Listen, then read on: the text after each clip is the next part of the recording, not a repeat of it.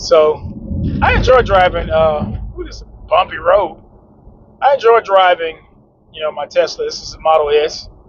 It's a classic OG model, as some people call it.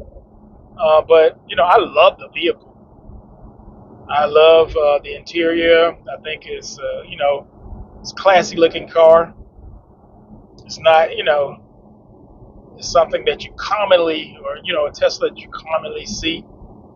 So I enjoy driving it.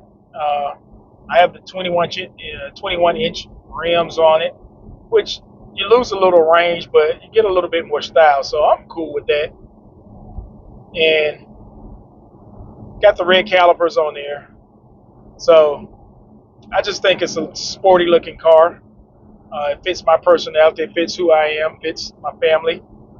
I just like the car itself.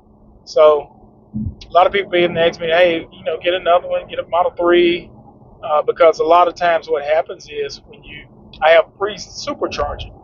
But what Tesla does is to, I guess make people try to want to get a new car, a new vehicle. They've ramped down the supercharging speeds in the classic cars or the OG cars.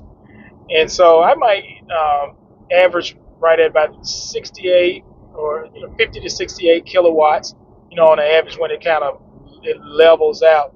If I'm really, really low, I might can get up to, 100, kilowatts per mile. But, that that ramps down really quickly. Uh, so it'll start out this high, then it'll slowly ramp down. It'll quickly ramp down when it's that high, maybe 96 kilowatts. But I'm cool with that because again, a lot of times, even when I'm traveling, I don't do a lot of long road trips in this car.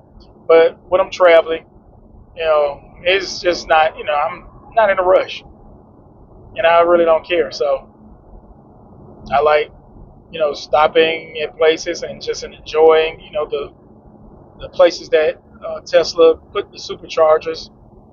I go and, take a restroom break. I go and grab a, Coke or grab a Snickers or something like that or whatever. Or sometimes we might just sit down and eat. But, no matter what the stop is, it doesn't bother me too much that I'm not getting a lot of speed in the charging. Some people it does. If it bothers you, I mean, hey, I get it. I understand. And it really doesn't bother me. I don't care. If you want to see more great content, check out these videos right here. See you next time.